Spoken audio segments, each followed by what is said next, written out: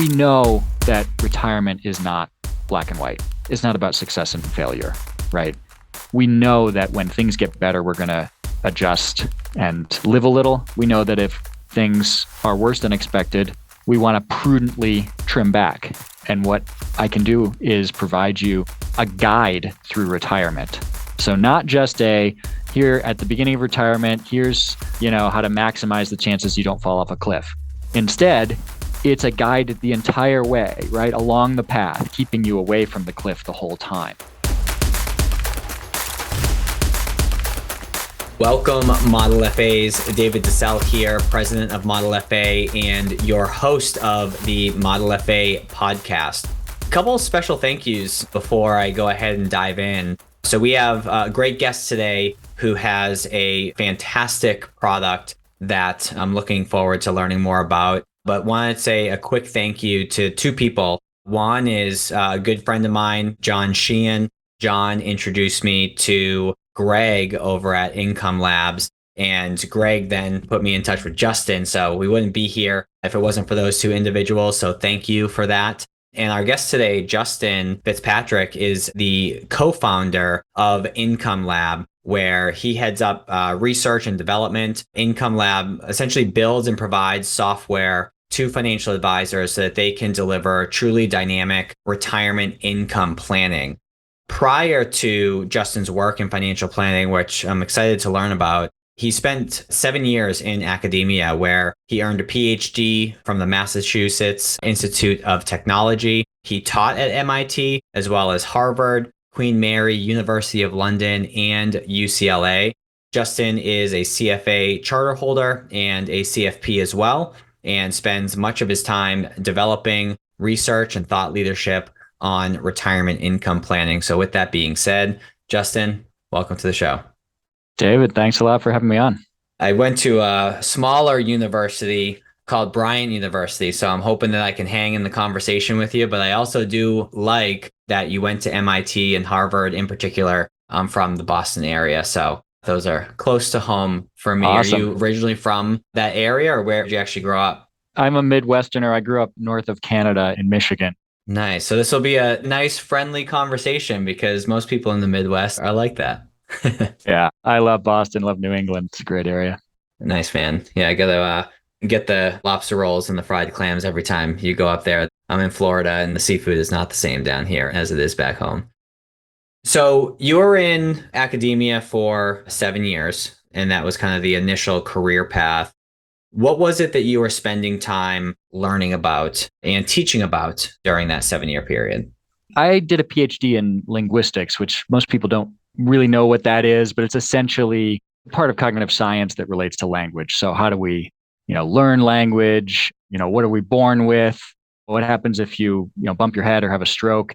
And that kind of world of linguistics is very kind of analytical, very computational. And then, of course, at MIT, you're surrounded by engineers and so on. So although I shifted into financial services, it definitely provided a really great grounding just in kind of how to think about the world, and then some practical skills as well that have come in handy. Awesome. And so you got your PhD in that, and then you continued to teach about that same topic? Yep, exactly. So, and I really thought I would be a researcher, a teacher, for my whole career. That's typically what people do after getting a PhD. But at MIT, a lot of people do go into industry after PhD. So I always kind of knew that was an option. And I think after a few years, I thought to myself, can I see myself doing this for 40 more years? It turns out I discovered about myself that I'm the kind of guy who would prefer not to know exactly what I'm going to be doing in 5 years. So turns out industry and kind of the entrepreneurship game is more my speed. Where was the seed planted for financial services? Because everything that you've said up through this point doesn't allude to the fact that this would be an industry that you would get into. So what was that sort of aha or that turning point as it relates to going from learning and teaching about linguistics and then getting into financial services, because they seem far apart? Yeah, it's a really good question. I'm not sure I've, given it enough thought to know exactly the first, seed that was planted there. I do know that my attraction to it was because it seemed like a really rich, deep area and kind of hard, like the kind of thing I could spend a lot of time in, and it would kind of reward hard work. It would reward inquisitiveness. And that's been totally true. I mean, it's such a broad area. Now I specialize in retirement income planning, which is itself, really hard, really interesting. There's plenty there. So I think that's what it was, but I'm not sure I can put my finger on when I first realized that. Now, as I was reading your bio, noted that you're a co-founder, which then alludes that there's at least someone else that's involved as well. Did that person already have kind of a foothold in the financial services space, or was it like through research, you just saw that there was an opportunity within financial services and you decided to go full force ahead? Like, I'm trying to, I guess, understand, like, what was it that brought you to financial services compared to other things? Was there some sort of connection, or was it purely just opportunity based on the research that you did? Yeah. So my co-founder, Johnny Paulson, has been in the financial services industry for, well, he probably wouldn't want me to say how long. And it's, 25, 30 years. And, he began as an advisor. He's done all sorts of things. So the two of us, we work really closely in the business every day. And, before starting Income Lab, which is a software company, I did a lot of other things in financial services. So that really prepared me and prepared this team for doing what we're doing now. So, among other things, I led a couple of different teams of consultants, one that focused on financial planning. And for them, I was kind of trying to look around the corner to just see, like, what's next? Are there any interesting things coming down the pipe in the world of financial planning? And ended up kind of doing a deep dive on retirement income planning, just trying to understand the research side of it initially, right? Because it's kind of a comfort zone for me. So looking into academic research, there's also a ton of practitioner research in retirement income planning, and also kind of looking at the tech side. And by the way, like, this is an area that big name financial economists are really interested in because, again, it's hard. So you've got guys like Bob Merton at MIT, Bill Sharp at Stanford, although he's emeritus now. I mean, Bill Sharp read a whole book on retirement income planning because it's interesting. And we just discovered that there was this huge gap. Not that everybody on the research side agrees with each other, right? But they do at least agree that we could do it better. And so just kind of a huge gap between some of those ideas, which really looked like they could help people like my parents, who are retired. A big gap between that and what an advisor could actually do and scale and deliver day to day in their business. And so that's really what inspired Johnny and I to start Income Lab. Cool. And how long has Income Lab been around? Started in 2018, just past our 4-year anniversary. Congratulations. Thanks. So what is I was talking to Greg about this when we had a call, and he was kind of going through the overview, which I can't articulate as well as you or him can. So I'll have you kind of go through it. But as he was articulating kind of the value prop and what you were trying to solve, the immediate question that came to mind was, well, how does this work when you think about, tools like eMoney or Money Guide Pro, where they do quote unquote planning? And he let me know that actually what you're providing is complementary in nature to those programs. And I think you actually have integrations, with those folks as well, if I'm not mistaken. But what is the problem that Income Lab is solving, and how does that compare to some of the other solutions that advisors are already using today? Because there may be gaps that they're not even aware of in the tools that they're utilizing. Yeah. So first of all, that's right. I mean, we pay very close attention to what the rest of the tech stack looks like for people who use Income Lab. And well over 90% of people are also using what I would call like a broad-based planning platform, like an eMoney, Money Guide Pro, or Right Capital, something like that. So we are kind of in the specialized software space. Now we're specialized in something super important, which is retirement income planning. We just go a lot deeper. And in a way, what we're really trying to solve for is helping advisors leverage retirees' superpower, which is their ability to adjust. So although, the analytics behind retirement income planning have been improving for the last, 3-4 decades, right? We went from kind of financial calculator stuff to spreadsheets to Monte Carlo analysis and so on. And it gets better every time. But we were kind of stuck in this place where retirees, clients were getting a picture of their life in retirement that wasn't realistic. They were getting a picture that, hey, you're either going to succeed or you're going to fail. And that was super anxiety producing. And it's not true because just like in people's working years, in retirement, people are going to adjust. They're going to adjust as things develop, as they learn what world they're actually living through, right? Did you retire at a good time or a bad time? Well, it's not that first you live 30 years and then you look back and you see whether it was good or bad. You're learning things along the way. And an advisor who can leverage that fact and provide really good advice on when to make an adjustment. And by the way, not all those adjustments are bad. Not all those adjustments are, it's time to tighten the belt. I've got bad news for you. Often those adjustments can actually be good, right? Because people will tend to start retirement on a relatively conservative footing. So an advisor who can leverage that ability to adjust and do it in a really rigorous way, but in a way that clients understand, it just delivers so much more value and a better experience than presenting clients with this idea that, you're either going to succeed or fail. I've written a little bit about client communication on this and how sometimes we use these metaphors, I think maybe a little bit unexamined. Like you'll hear people say, well, would you get on a plane if you knew there was a 90% chance of it arriving? No, of course not, right? But that's not a good metaphor for retirement. You're not in the air, right? It probably better would be something like, would you get in a car if you knew that there was a 10% chance of a traffic jam?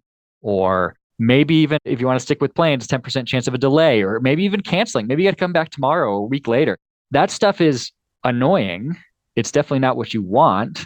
It can even be, pretty bad, but it's not total financial ruin, which is what's implied by the plane crash analogy. So again, it's this, we want to help advisors leverage that superpower of being able to adjust and provide clients with a realistic view of what retirement could actually be like for them. So forgive me for maybe some simple questions, but I want to make sure that I have a good understanding around it. When you say adjust, are you saying that as things pop up in the client's life, they can adjust and the tool helps with that? Or are you saying that the tool will make suggestions on how to adjust proactively? Help me understand that dynamic, and then I have a follow-up question on that. Yeah, I mean, certainly if you have major life events, you want to adjust plans already, and presumably everybody's doing that. So what's extra about Income Lab is the plans themselves, the plans that you build, have plans for change built right in. So they have guardrails, they have adjustments. So you can tell a client, this is how we're planning on funding your retirement. It's a mix of your pension, Social Security, portfolio withdrawals, and so on. And if we see this kind of change in your portfolio, for example, here's the adjustment we would make. So essentially, if over time risk is going down for you, and it's really gone down quite a bit, and there's a lot of ways that could happen, right? You spent less than you thought you would. Your investments did better than you thought they would do. Maybe inflation was lower than you thought it would be. Probably not happening right now. Or even just the passage of time, right? The passage of time means that your plan is shorter, right? So all of those things would lower your risk. And so at some point, it would be good to know if you can go ahead and just take that, big trip, or, feel better about funding the grandkids' college, or just you can feel better about spending more, right? That's the good news side of the guardrails. Or if risk has gone up, why? Same things, but flip them around, right? You spent more than expected, you did worse than expected, inflation was higher than expected, and so on. Well, at some point, it might be prudent to trim back, to tighten the belt. And so these plans have both of those things built right in. And I think most advisors already know that they want to provide adjustment advice, but there are no tools that will actually show you what good adjustment advice would be, or that would track the plan automatically for you. That's another thing. We're built for an ongoing relationship. So it's not just about, let me create a plan, print out 100 pages for you, bind it, and here you go. It's about that ongoing relationship, updating the plan on a regular cadence, and knowing when it's time to talk with the client. And you answered my follow-up question, which was, what are some examples of reasons to make adjustments? So thank you for that.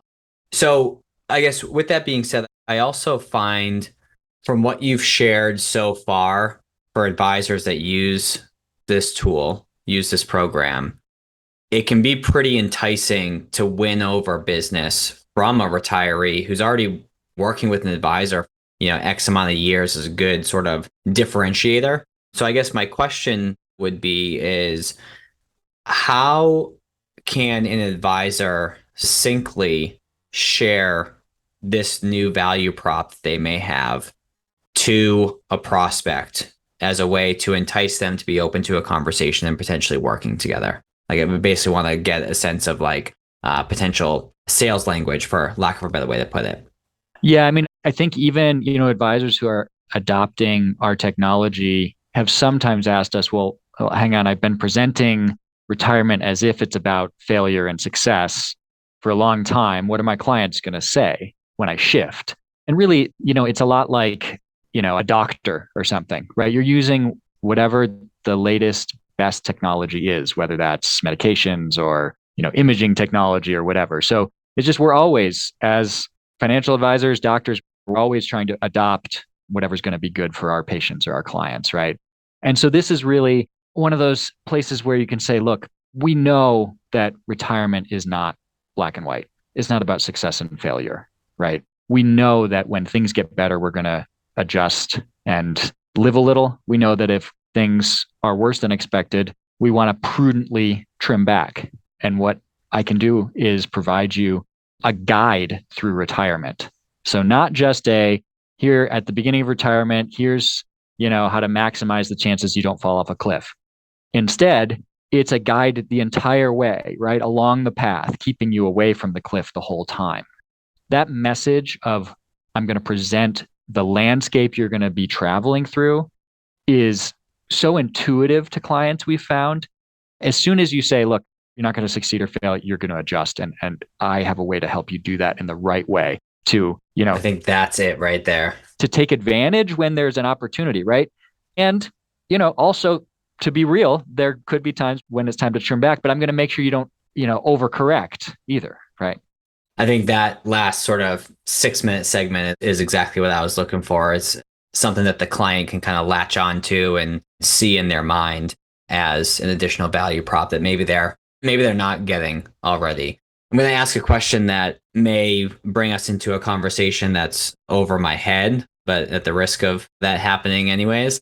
So when you think of like Monte Carlo, advisors say, well, the way that we come up with this is there's 1,000 different, simulations and scenarios that are calculated instantly to basically give you your score.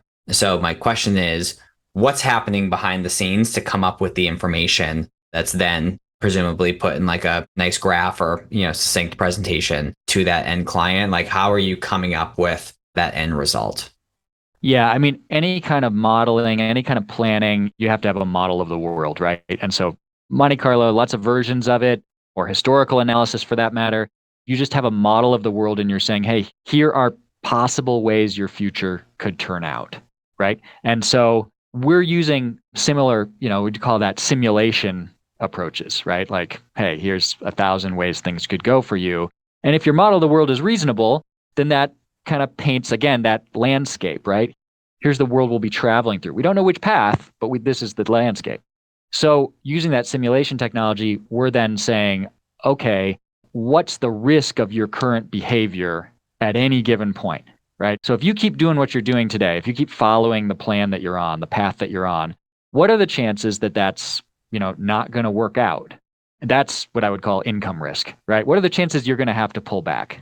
That's what risk is in retirement. And by the way, that's very different than, portfolio risk, right? Which you might measure with, standard deviation or, VAR or, there's all sorts of ways to do that.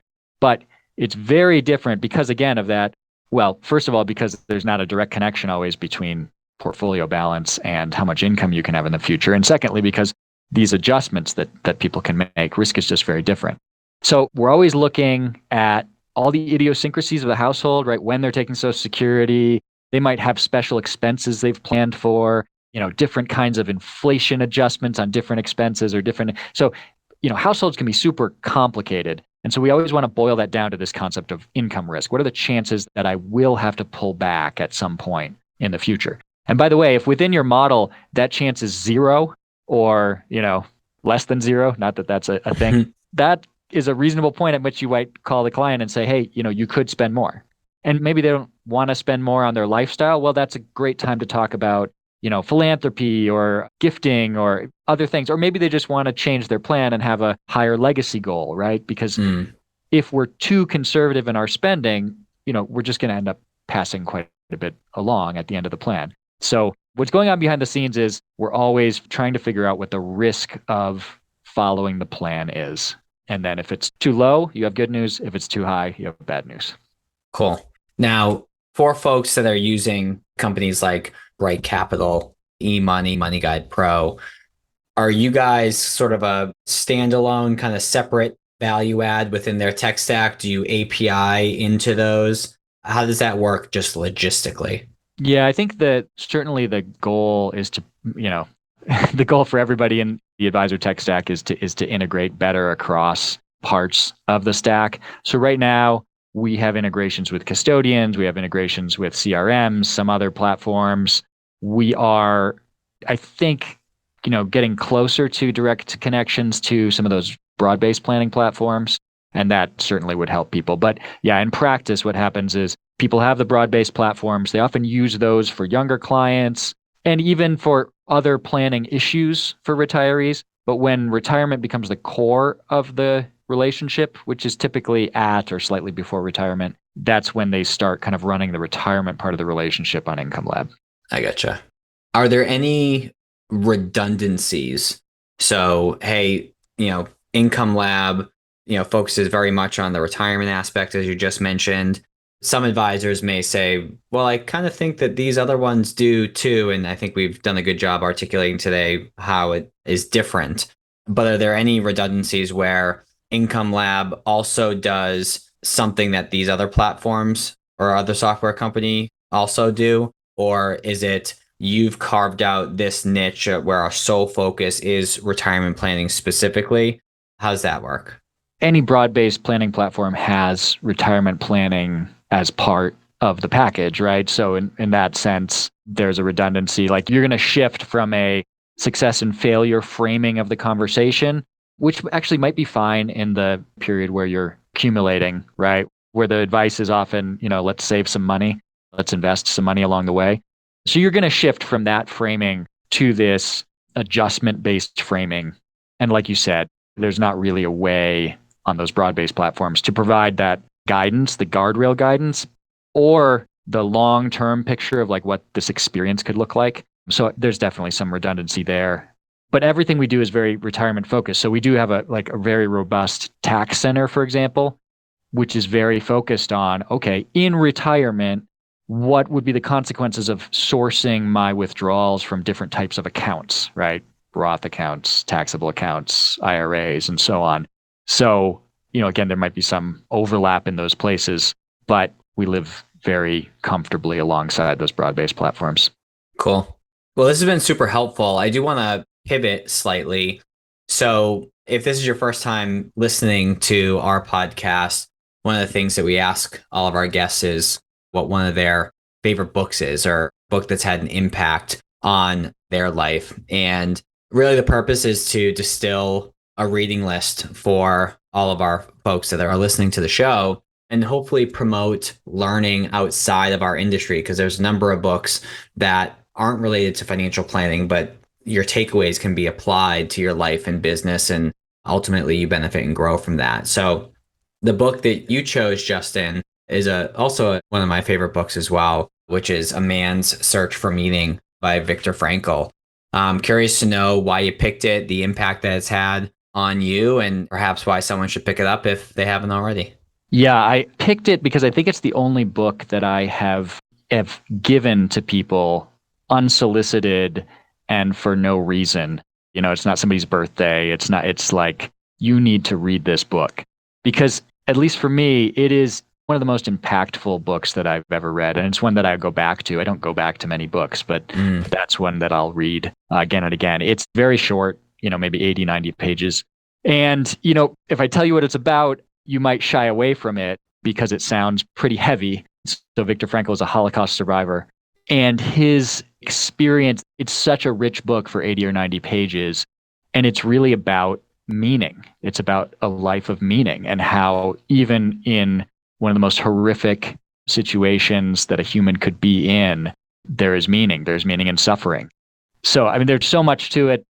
There's kind of, I think, a true characterization of kind of the moral world. There's good and bad in everybody, kind of the Solzhenitsyn line, the line between good and evil runs through every human heart. I think one of his lines, and I'm sure I'm not going to get it right, that I think about a lot is, he's talking about kind of the meaning of life. And there's no one meaning. It's what is life asking of you right now? Right. And can you rise to that demand of life, that occasion? Right. So at slightly before 3 a.m. today, life was asking of me to, go change my 3-year-old's bed, and then deal with the insomnia of being up at that time. But of course, there are bigger things as well. And I find that can recenter me, just asking, what is life asking of you right now? And it make things a little bit more mission focused. If you're a little bit battered on all sides, it's hard to kind of, okay, what am I focused on right now? I find that is an incredibly great way to look at life. Yeah, when I read it, I have a similar takeaway, just to kind of expand on that a little bit more. When you think of something, and as he had experienced arguably, one of the most horrific things to have gone on with the Holocaust, he was still able to ask himself, and this is a mindset that another guy that I had on our podcast that I coached with for a while, Dave Meltzer, and he always brings up, life doesn't happen to you, it happens for you, and it's up to you to determine why it's happening and how you can grow from that, how you can shift your perspective and use that as an opportunity to learn and grow, no matter how dire the circumstances are, whether it's, waking up at 3 to, change a diaper, or, going through something as crazy as the Holocaust. So it's, to your point, I like the word you use. It gets you, back to center to determine, well, okay, what am I supposed to, gather from this experience? And I think that's relevant and applicable to life as an advisor as well, because sometimes you have great experience with clients, maybe other times not so much. But if you can kind of stop and reflect and learn and grow from that, every scenario that you find yourself in is beneficial. Yeah, I agree. Yeah, a lot of times, a life without challenge, a life without some suffering is probably not the richest life, right? So yeah, what is life doing for you? That's a great way to view it. Awesome, Justin. Well, this has been fantastic. If I'm an advisor and I'm listening and I'm asking myself, hey, I think this may be something that's worth exploring, where can they find you? What sort of resources do you have? What's the best way to, look into what you guys are doing? Yeah, so I'd probably start with incomelaboratory.com. So that's a great kind of place, and click on resources. We do we're very focused on pushing research and practice forward in this space. So we do a lot of publishing on, these kinds of topics, practical stuff, analytical stuff. We're pretty active on LinkedIn, so follow us there, and we post, if we have a new piece. I publish some with Derek Tharp on kitsis.com, so you'll find some things there. There's just a lot. We do webinars once or twice a month. You can view old webinars on our webpage as well. So really dive in there and reach out, follow us, ask for a demo. There's all sorts of ways you can go. Awesome. Well, Justin, this was a pleasure. I'm glad that Greg, through John, connected us. I'm excited to get to know you guys some more, see your growth. It's only been 4 years, so I can't imagine what it's going to be like, 10 years from now. So excited to get to know you some more throughout the industry. Definitely. I appreciate the conversation. Thanks a lot. Take care.